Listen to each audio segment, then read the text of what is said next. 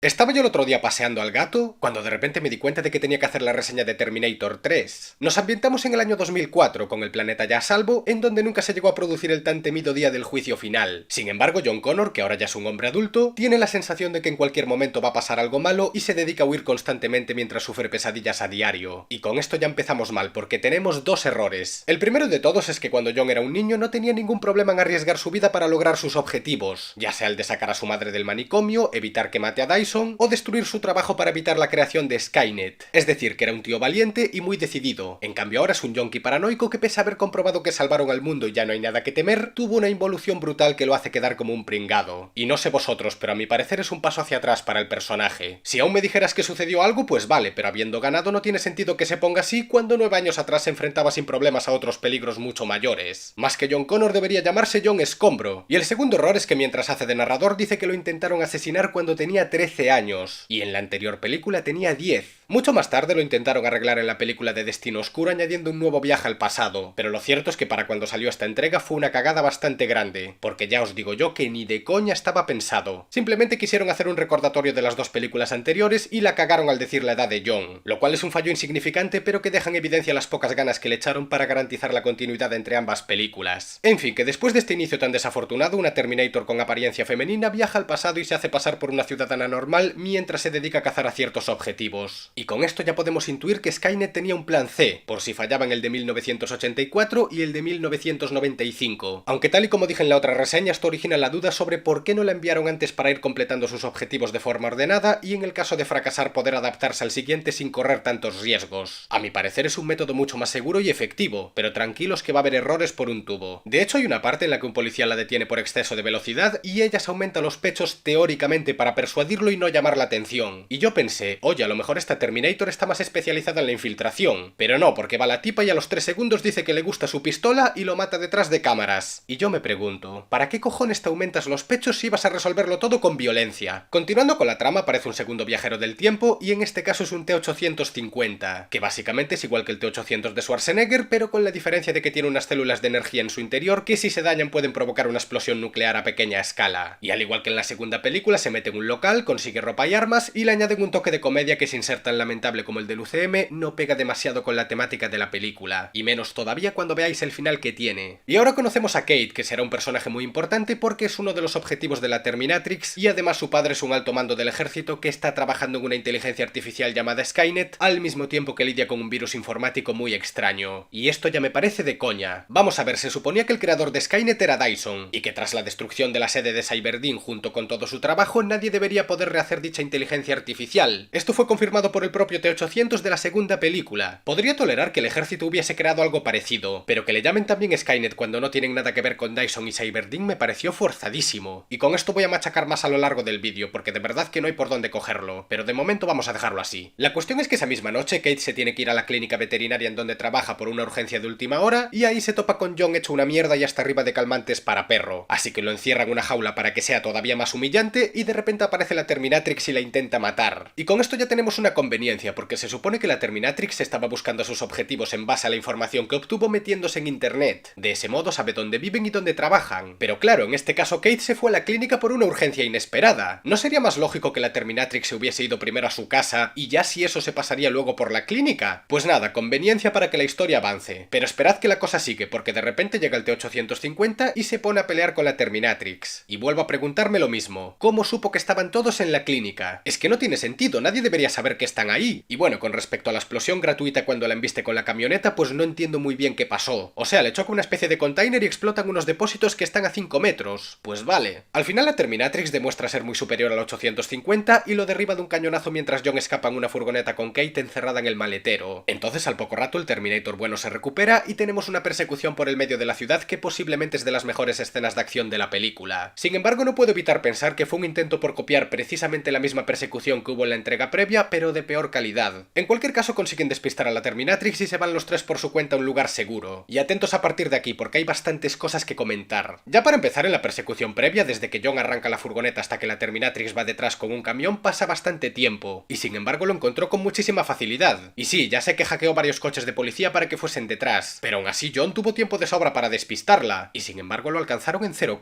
pasándose por el forro la distancia recorrida, que fue más que suficiente para escapar de ella y la diferencia de velocidad entre ambos vehículos, porque no olvidemos que ese camión pesado no puede ir muy rápido. Otra cosa que me llamó la atención es que durante el conflicto hay un camión de bomberos circulando por el otro carril y embiste al T-850 como si nada, cuando se podía ver perfectamente que se estaba liando la de Dios desde la distancia. ¿Por qué no frenaron sabiendo la que se les venía encima? Pues porque seguramente el que conducía era familiar del camionero de la primera película. Tanto da lo que pasa en la carretera que el pedal del freno no lo pisa ni Dios. El siguiente detalle importante es que la persecución empieza en plena noche, concretamente sobre las 5:30 de la madrugada, y luego es de día, y no me creo que estuviesen escapando como mínimo durante hora y media y que de repente la Terminatrix los alcance como si nada. Esto pasa muy a menudo en el cine. Te ponen escenas nocturnas para disimular el CGI y luego añaden acción por el día para que se puedan apreciar mejor los efectos prácticos, pero cuando no lo disimulan en lo más mínimo queda mal. Y ya para terminar con esta parte, resulta que la Terminatrix es del modelo TX, que fue diseñado no solo para cazar humanos, sino para cazar también a otros Terminators, porque la presencia del T-850 fue aparentemente prevista por Skynet y por eso la mandó a esa época para cargárselo. Pero claro, según Kyle en la primera película, consiguieron derrotar a Skynet en el futuro justo después de que enviase al T-800 a 1984 y al T-1000 al 95. Y ahora me estás diciendo que también tuvo tiempo para diseñar un modelo preparado para cazar a sus propias creaciones y que lo envió a una época posterior al día del juicio final para cazar a los lugartenientes de John, porque sí, los objetivos que estaba cazando, así como la propia Kate, eran miembros importantes de la Resistencia. Tal y como dije en las otras reseñas, a partir de aquí se está montando un pifostio de cuidado, porque lo de que Skynet fue derrotada justo antes de que Kyle viajase al 84 ya hace que se tambaleen estas decisiones sobre mandar Terminators a distintas épocas en vez de mandar a todos al 84 y garantizar el éxito al 100%. Pero si a eso le sumamos que la TX fue enviada a una época en la que supuestamente el mundo ya estaba devastado y gobernado por las máquinas, pues no sé qué pensar. Se supone que el día del juicio final fue en 1997, y esto está sucediendo en 2004. ¿Cómo es posible que hayan enviado a la TX a una época inexistente debido a que la sociedad ya estaba devastada por aquel entonces? La única explicación que le veo es que se modificó por completo la línea temporal y que las dos primeras películas quedaron reseteadas, pero honestamente queda como el culo y es una justificación de lo más chapucera. Se supone que el día del juicio final no lo evitaron, sino que lo pospusieron, y esto me pareció una cagada importante que tira por la borda todo lo construido hasta el momento, pero voy a reservarme la bilis para el final y mejor seguimos con la historia. El tema es que los protagonistas se ponen un poco al día, la TX se carga al novio de Kate para hacerse pasar por él más tarde, y de nuevo con los protas se van a un cementerio en donde se confirma que Sarah Connor murió de leucemia en el 97. Sí señor, uno de los mejores personajes de la franquicia muerto detrás de cámaras por una enfermedad. Que no se note que hubo diferencias creativas que la dejaron fuera del reparto. En serio, siempre que un personaje importante muere o desaparece porque sí, es porque los actores en la vida real o bien fallecieron o no los contrataron. Y en este caso fue lo segundo, lo cual a mi parecer es injustificable. En vez de buscar un acuerdo mutuo, prefieren dejarla fuera y joder la historia. Y claro, luego se sorprenderán cuando a la gente no le guste la película. En cualquier caso, se abastecen con unas armas que había en el falso ataúd de Sarah y la policía los encuentra en tiempo récord y se llevan a Kate. Así que el Terminator protege a Connor y se lía a tiros con todos pero sin llegar a matar a nadie, lo cual no tiene sentido, ya que supuestamente los Terminators no sienten empatía por nada y todo aquel que se interponga en su camino se lo cargan sin dudarlo. Y en este caso, pese a que debería haber pasado lo mismo, se comporta como el de la anterior película. Por cierto, mientras Kate estaba con la poli aparece Silverman y luego se acojona muchísimo al ver al Terminator. Y esto me hace preguntarme por qué después de ver lo que vio en 1995 no le dijo nada al gobierno o como mínimo intentó ponerse en contacto con alguien para evitar el apocalipsis. Porque vale, al principio creía que Sarah estaba loca y no le hacía caso, pero después de ver al T-1000 en el manicomio y encajar todas las piezas sobre lo que le dijeron Kyle y Sarah, digo yo que una persona con dos dedos de frente habría hecho algo. Pues no, al parecer se quedó callado y se traumatizó por lo sucedido. Y atentos a lo que pasa ahora, que tiene tela. Porque al poco rato John y el 850 se reúnen nuevamente con Kate y tras escapar de la TX otra vez le explican que en el futuro ambos serán pareja y liderarán la resistencia. Porque supuestamente como el padre de Kate pertenece al ejército, ella ayudará a John a ponerse en contacto con estos y así liderar la ofensiva militar. Y además el que envió a este Terminator al pasado no fue John, sino la propia Kate, porque resulta que este modelo se cargó a John Connor en el 2032 y luego la resistencia lo reprogramó para ir al pasado y así protegerlos para garantizar su supervivencia el día del juicio final, el cual por cierto es ese mismo día dentro de menos de 3 horas. Y aquí empiezan los problemas. Si la intención era protegerlos para el día del juicio, ¿a quién coño se le ocurrió enviar al Terminator apenas un día antes de que sucediera? Hostia macho, envíalo una semana antes, y así incluso podrías evitar la activación de Skynet. Sé que ya lo dije varias veces, pero es que me parece una conveniencia forzadísima. Parece que hacen todo a última hora para que la película funcione. Otro fallo que acabo de notar es que si el T-850 cumple las órdenes de Kate, ¿por qué le desobedeció en la clínica veterinaria cuando le estaba pidiendo que la dejase marchar? Si tiene la obligación de obedecer sus órdenes, tendría que haberla dejado. Y no me digáis que no lo hizo porque pondría en peligro su misión de protegerla, ya que ahora que están a salvo se supone que tenían que ir a México y como se enteran de que el padre de Kate está en peligro, cambian de objetivo para ir a protegerlo, pese a que esa decisión la pone en peligro. O sea que la prioridad de este Terminator es obedecer a Kate, independientemente independientemente de si eso pone en riesgo su vida. Por lo tanto, que la hubiese desobedecido antes es un sinsentido. Otra cosa que está cogidísima con pinzas es que nos están dando a entender que el día del juicio final es inevitable y que el destino de John Connor ya estaba escrito. Sin embargo, en ese mismo momento nos dicen que si en 1995 no hubiese aparecido el T-800, Kate y John se habrían conocido, saldrían juntos y 2 años después llegaría el juicio final y gracias a que su suegro es militar pues habría fundado la Resistencia. Vale, para empezar eso no es cierto, porque si el T-800 no hubiese aparecido, John habría muerto a manos del T-1000. Pero incluso suponiendo que ningún Terminator viajase al pasado seguiría sin tener sentido, porque recordemos que ahora que el juicio final se pospuso, la manera en la que John conoció a Kate y a su padre es diferente y del mismo modo el origen de Skynet ya no es a manos de Dyson, sino del padre de Kate. Por lo tanto, si se pudo modificar el futuro, el destino no está tan escrito como nos lo quieren dar a entender. Lo dije y lo repito, el haber toqueteado tanto las líneas temporales hizo un lío de 3 pares de cojones, porque ahora se supone que el futuro de la Resistencia es distinto al que nos plantearon, pero a su vez se vio condicionado por las acciones de los viajeros del tiempo en el pasado, y luego dicen que el juicio final es inevitable, y al mismo tiempo se puede modificar la línea temporal, y vamos, un auténtico Cristo. Al final todo se resume en queremos que las cosas pasen así para justificar los acontecimientos de la película, y a poder ser no pienses mucho en ello porque si no, no tiene sentido. Es que solo de pensarlo ya me duele la cabeza, y eso que ni siquiera mencioné las infinitas paradojas del abuelo, con lo de que si necesitan hacer algo en el pasado para que suceda en el futuro, entonces dicho futuro o bien no debería existir originalmente, o por el contrario no necesitan modificar nada del pasado porque sucedería de todos modos. Es igual, vamos a dejarlo porque si no colapso. El asunto es que al final se van a la base militar del padre de Kate para protegerlo, pero este termina conectando a Skynet por obligación de sus superiores para que así combatiese aquel virus informático que mencioné antes. Pero lo que no sabían es que dicho virus fue creado por la propia Skynet, así que al poco de conectarla empieza a utilizar drones de combate para cargarse a todo el mundo, y para cuando llegan los protagonistas es demasiado tarde y se lía la de Dios es Cristo mientras volvemos a tener una nueva pelea con la TX porque obviamente también había ido a la base. Lo que ya no entiendo es cómo hicieron para coincidir todos exactamente en el mismo momento y sobre todo que hubiesen podido entrar armados en una base militar como si nada. Por mucho que Kate sea la hija de un alto mando no creo que dejen entrar a cualquiera, y con la TX directamente no sé cómo hizo para colarse sin que saltara una alarma. Al final hieren de gravedad al padre de Kate y después de un buen conflicto a lo largo de la base les explica que para destruir a Skynet tienen que cargarse su núcleo en una base llamada Crystal Lake. Entonces se muere, el T-850 pierde ante la Terminatrix y tanto John como Kate consiguen inmovilizarla gracias a un superimán. Pero cuando quieren escapar en una avioneta aparece su antiguo protector y los intenta matar porque estaba hackeado por la TX. Sin embargo, por algún motivo en vez de cargárselo sin más se dedica a darle empujones y a lanzarlos por el aire. No sé por qué. Pero lo peor de todo es que al final la máquina consigue combatir el hackeo y se desconecta a sí misma, lo cual no me parece muy lógico porque estamos hablando de un modelo súper avanzado que hackeó a otro que ya estaba obsoleto. ¿Cómo pudo resistirse con tanta facilidad? ¿Acaso fue gracias al poder del amor? Posteriormente John y Kate llegan a la base, la TX se estampa en helicóptero porque se libró del imán, luego el T-850 se estampa en otro helicóptero más grande porque se conectó de nuevo y consigue retener a la Terminatrix para que los protagonistas entren en la base. Lo que ya no entiendo es cómo pudieron llegar tan rápido cuando supuestamente Kate y John despegaron mucho antes. Digo yo que como mínimo deberían haber tenido varios minutos de margen para poder entrar, y sin embargo aquí ponen un pie en el suelo y ya aparecieron los otros dos. En fin, que al poco rato el T-850 revienta la TX sacrificándose gracias a que dañó su célula de energía y la explosión se los cargó a ambos. Y oye, que yo recuerde un Terminator no podía terminarse a sí mismo, es decir, podía permitir que otro lo haga, pero este se saca su propia célula y la usa como explosivo, y según tengo entendido esto no es posible. En la anterior película el T-800 se tuvo que subir al gancho y pedirle a Sarah que activase el botón, porque su programación le impedía hacerlo por sí mismo. En ese caso, ¿por qué este Terminator sí pudo destruir su propia célula para usarla como arma? Supongo que con esto hay un vacío legal, pero bueno. Ya para terminar con la película, Kate y John entran en la base, pero descubren que no era el núcleo de Skynet, sino un búnker para los peces gordos del gobierno que los mantendría a salvo de una guerra nuclear. Porque efectivamente, el padre de Kate los engañó para mantenerlos con vida durante el juicio final y Skynet se carga el mundo arrojando bombas por toda la superficie, ya que en realidad estaba expandida por los servidores informáticos de todo el planeta y no se podía desconectar así por las buenas. Por lo tanto, a partir de aquí empieza la verdadera batalla y los personajes tendrán que asumir que a partir de ahora vivirán en un mundo devastado sumido en una guerra constante contra las máquinas. Eso sí, me pregunto cómo van a salir de la base sabiendo que la entrada quedó sepultada bajo los escombros por culpa de la explosión de la célula del T-850. Creo que Terminator 3 fue una secuela innecesaria que inevitablemente queda bajo la sombra de la segunda parte. Y no solo porque esa película haya sido buenísima, sino porque las carencias de esta entrega son demasiado notables. Algo que me pareció una decisión terrible fue lo de tirar por la borda todo lo logrado en las anteriores películas. Porque no solo dan a entender que los esfuerzos de los personajes no sirvieron de nada, sino que además arruina el mensaje que nos estuvieron dando, ya que pasamos de decir que el futuro no estaba escrito y que éramos los dueños de nuestro propio destino, a afirmar todo lo contrario, que el futuro está escrito y hagas lo que hagas no va a cambiar nada. Y esto, aparte de ser peor argumentalmente, ya se demostró que es incoherente porque, como bien dijo el Terminator, el día del juicio final se pospuso. Por lo tanto, si el destino se puede modificar, significa que no está escrito. escrito. Es que además por esa regla de 3, Skynet está destinada a perder ante la Resistencia, por lo tanto de nada le sirve enviar Terminators al pasado, ya que igualmente va a perder. El exceso de comedia también se notó demasiado, y mira que no me pareció tan lamentable como en otras películas, pero teniendo en cuenta el final deprimente, pues no me cuadra demasiado que haya tantas bromas y chascarrillos. Otro problema que le veo es que el argumento es una copia de la segunda película, pero de mucha peor calidad. Tenemos la persecución en moto y camión, el local en donde el Terminator consigue ropa y armas, los viajes al pasado en donde una máquina intenta cargarse a alguien y otra lo protege, el tiroteo con la poli sin matar a nadie y un larguísimo etcétera. Prácticamente cada fragmento y la totalidad de su estructura es Terminator 2 pero mucho más aburrida, con menos escenas de acción y con los personajes escapando constantemente. Y sí, ya sé que las anteriores películas también escapaban, pero por lo menos hacían más cosas y su justificación era mejor. Aquí simplemente escapan porque dan por hecho que el juicio final es inevitable, y eso, como comprenderéis, denigra bastante a los protagonistas. Los personajes, sin llegar a ser malos del todo, se sienten como un paso hacia atrás. John es un chaval inmaduro, cobarde y que más que ayudar es un estorbo para los demás, contrastando brutalmente con el de 1995. Kate más o menos aporta, pero al ser un personaje nuevo que prácticamente no tiene trasfondo, pues tampoco destaca demasiado. El Terminator es mucho más plano que el anterior, y su vínculo con los protagonistas es de lo más básico. Hubo momentos en los que intentaron imitar lo que se logró en la segunda parte, pero no se le acercaron ni de coña. La TX es una amenaza, pero no se siente tan intimidante como el T-1000. Además, por algún motivo se deja golpear demasiado. Se supone que es una máquina diseñada para cazar a otros Terminators, y sin embargo no se defiende hasta recibir 6 o 7 golpes previos, cosa que la hace quedar bastante mal. Y ya para terminar, lo de haberse cargado a Sarah Connor detrás de cámaras fue una decisión terrible que perjudicó enormemente a la película. Y todo por unas diferencias creativas que se pudieron haber negociado. Por cierto, ¿os acordáis de lo que dije en la otra reseña con lo de que todos los personajes hacían algo? Pues aquí no pasa, porque el 90% del trabajo sucio lo tiene que hacer el Terminator, ya que si de Kate y John dependiera estaban todos jodidos. Pero sin duda lo peor de todo es que el largometraje está plagado de errores, conveniencias, inconsistencias con las películas previas y un montón de dudas sin resolver. Por ejemplo, el Dr. Silverman, pese a haber sido testigo de 2 acontecimientos relacionados con los Terminators, no dijo absolutamente nada. Ni le dio la razón a Sarah, ni trató de buscar a John, ni nada. Siguió con su vida como si nunca hubiera pasado. El aprendizaje del T-850 es imposible, porque hace un montón de cosas que le enseñó John al T-800 de la segunda película, cuando lo más lógico habría sido que se comportase como una máquina y no tuviese inconveniente en cargarse a los policías o puentear el coche en vez de encontrar las llaves. Es como que intentan que se parezca al T-800 pero otorgándole atributos que no le pertenecen. Y no creo que Kate se hubiese puesto a enseñarle cosas al asesino de su marido solo para que no la liase mucho en el pasado. El hecho de que los militares desarrollen Skynet aun habiendo destruido todo el trabajo de Dyson es otro sinsentido. Me parece forzadísimo que hagan la misma inteligencia artificial con el mismo nombre habiendo trabajado en ella desde cero. Vale que es un antagonista ya conocido, pero joder, que pese a tener orígenes completamente distintos, el producto final es una réplica exacta. Otro problema recurrente es el de enviar a los Terminators tarde, mal y a rastro, tanto por parte de Skynet como de la Resistencia. ¿De verdad que les cuesta tanto enviarlos con un poco de margen para así garantizar el éxito de la misión en mayor medida? Es que no entiendo por qué tienen que hacerlo todo a última hora. Y ya con lo de las líneas temporales modificadas, las paradojas y las incongruencias con otras entregas no voy a repetirlo otra vez. Todo lo que tenía que decir ya está en el vídeo, pero como habéis podido comprobar no son pocas, y algunas de ellas son desastrosas. La parte buena es que pese a todo sigue siendo entretenida y el CGI avanzó lo suficiente como para que no se notase tanto, pero a rasgos generales fue una mala entrega. La verdad es que esta película me decepcionó mucho. No estuvo ni de lejos a la altura de las anteriores y para colmo tiene demasiados errores que estropean no solo el argumento de esta, sino el de toda la franquicia. Y hasta ahora se había hecho un buen trabajo, cosa que me da todavía más rabia. Si quieres cagarla con una película, cágala, pero no arruines lo que hicieron otros. Terminator 3 es un intento fallido de alargar la franquicia artificialmente a costa de copiar la fórmula exitosa de la segunda película pero con mucha peor calidad.